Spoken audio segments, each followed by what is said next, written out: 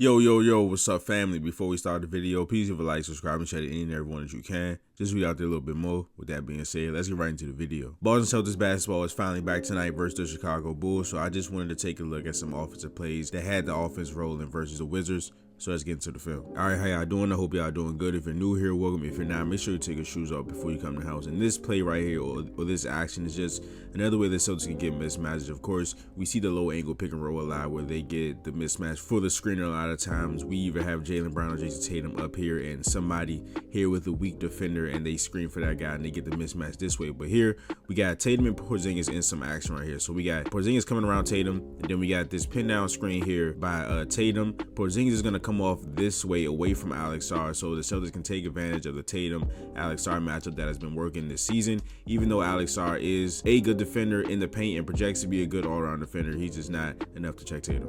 All right, so Celtics have been running this play or like this set for a couple of games now, and it's the first time I've seen them in the last couple of games run this actual set. I don't know what the hell this is out of. I first thought on this play that it was Horns action, but Sam Hauser is right here in this area, and then Derek White's gonna come out here. But so I don't know what set this is run out of, but I can try to detail what's happening. So first we're gonna have a screen by Sam Hauser here on Derek White's man, Justin Champagne, and he's gonna come off to the wing to receive this pass. So while that's happening, we have Pritchard. He's gonna come down. He's gonna screen Coulibaly for Jason Tatum. That is an ugly ass line. Let's get closer. All right, here we go. Yeah, Porzingis gonna set the screen for Jason Tatum so he can. That is super ugly. I'm gonna get the hang of this, bro. All right, here you go. He gonna set this screen on Coulibaly so Tatum can come out.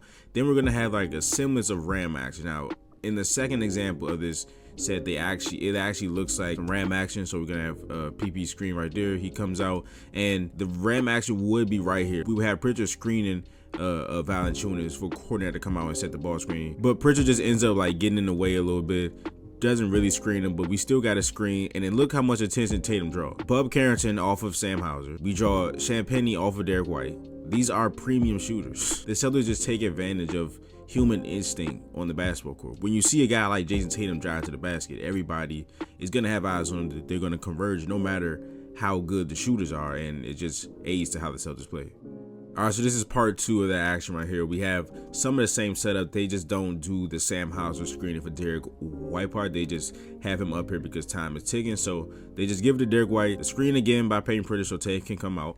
And then we're going to have Pritchard just get in the way of Valanciunas, right? Right there, right? So this isn't like he's actually setting the screen. If they can, they're looking to cause a switch here. So when Pritchard runs through, they're hoping that Johnny Davis comes here and Valanciunas just switch. If not, they just go into the ball screen action by Luke Kornet and Jason Tatum. That's my best line I drew. But look, they just get into the screen of action, and the good screen set by Kornet. They take advantage of Valanciunas being in the drop and being a guy that's not really going to apply some resistance in the pick and roll, and Tatum with a pull up three.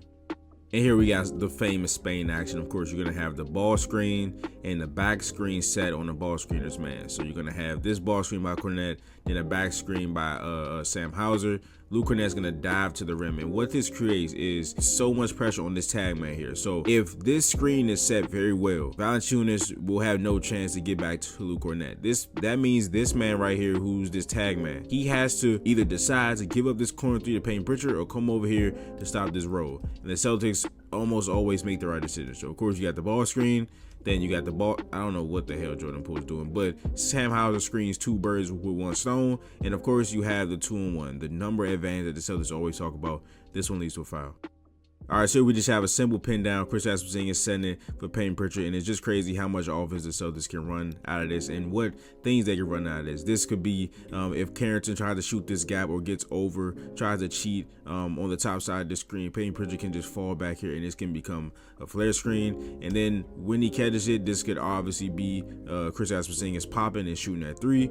This could be Payton Pritchard scoring and creating something for himself, but Alex Sarr comes up just a little bit too far. Payton Pritchard sees it and a lob.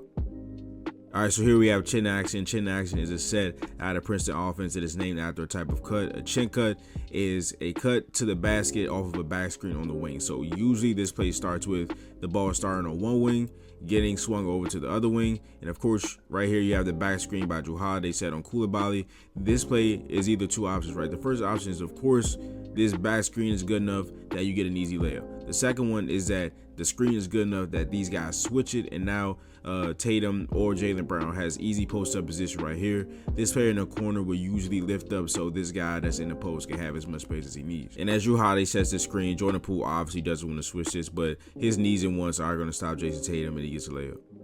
All right, so here we have the famous Spain PNR again. Of course, the ball screen, back screen on ball screener's man. He's going to come out and dive. He's going to come out to the three-point line. And this creates a mismatch too, but it's not the regular mismatch that we always think about. This creates a mismatch with rim protection, right? So Marvin Bagley is a center in this lineup. He is in no shape or form a rim protector, but would you rather go against him at the rim or Jordan Poole or Champagnie, right? He's just taller, he's a center at this moment, and this creates an opportunity for the Celtics to go at a non-center at the paint. So this screen is set really good right here by Luke Kornet. So Bagley is facing two of the limbs at this point. He has to step up and show on Payton Pritchard in this pick and roll because Bub Carrington is lagging behind because of the screen by Kornet. Two, if Sam Hauser sets this back screen good enough, there's no way he can get back to the paint to protect it. So again, that means Jordan Poole has to drop back right here, and Champagnie has to come over. And if he comes over, that's an easy corner three for Derek White. So again, he's guarding this pick and roll. He can't be in the paint.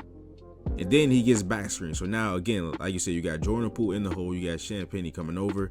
It's just not enough in the lob. And I just love these early shot clock step-up screens and high screens right here. It just puts so much pressure on the center defensive in this pick and roll with a guy like Payton Pritchard coming downhill at him very early in the shot clock. So here we got Kata. He's going to set the screen on Jared Butler. He's going to completely stonewall him, forcing Marvin Bagley to step up. And right there, he's not coming back from that. And then Pritchard uses his angles for the step back three. He's going to face this way and then step back this way, so Marvin Bagley has no chance to get back to him right there, and he gets hit with a step back three. All right, so the Celtics are gonna run some misdirection with ram action, so of course it's gonna start the same ram action with Jrue Holiday screening Marvin Bagley so Kata can come out and set this ball screen, but Celtics are gonna run some misdirection with it. He fakes the screen, now he gets into a dribble handoff with Jaylen Brown, and he shoots in the open pocket.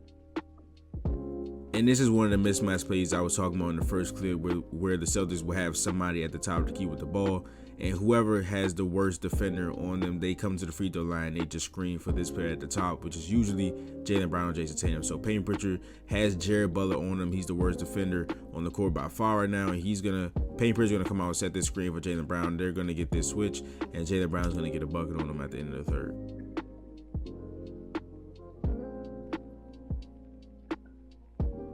And I've always said the Celtics do a phenomenal job of not being robots on offense. So that means like the Celtics have plays and sets that they run things out of. And if the defense gives you a certain look, you don't have to still run that play. You just become a basketball player, use your instincts, and take what the defense gives you. So here at the top of the screen, looks like we're going to have some stagger action here. We're going to have Sam Hauser screening Champagnie. Luke Kornet setting the exact same screen. The Celtics can either have Jason Tatum come all the way out on this, or they can run their stagger twirl action where Tatum curls the first screen and Sam Hauser comes off for the three right there. But what the Celtics see here, Tatum sees that Champagnie gets flat-footed right here. So he gets flat-footed, expecting Tatum to come off this screen right here, and he's gonna try to fight through this. Tatum sees that, cuts back door. This turns into some type of flex screen. This could have been flex action if Tatum was not able to receive this pass. This screen right here by Sam Hauser, and he could have came off a pin down by Luke Kornet.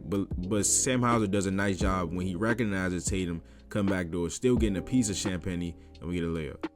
All right, so here we have another example of the Celtics not being robots on offense. So here we have them in horns action. Easiest way to identify horns action is two people at the elbow at the free throw line. So here they run something very similar to chin action, right? Chin action is a cut from the wing off the back screen. So you got Sam Hauser about to set this back screen on Koulibaly. Tatum is going to come there for a layup. They just enter it in to the elbow instead of reversing the ball to the opposite wing, and then Tatum gets an easy layup. And if it ain't broke, don't fix it. So let's go right back to that horn action right here. Luke Kornet on one elbow, Sam Hauser on the other elbow. They entered into Luke Kornet. Of course, you got the back screen here again by Sam Hauser. Jay Tatum's going to try to come out and get an easy layup. But now this time, Bub Carrington fights a little bit harder. And of course, Jordan Poole's going to drop back because they just got a lob put on him. But now this frees up Sam Hauser to come out to this three. Good pass by Luke Kornet. Good read by the Celtics. But that is the video. If you enjoyed it, please leave a like, subscribe, and share it in there everyone that you can. Just read out there a little bit more. Now we'll see you guys in the next video. This is Nick. Peace.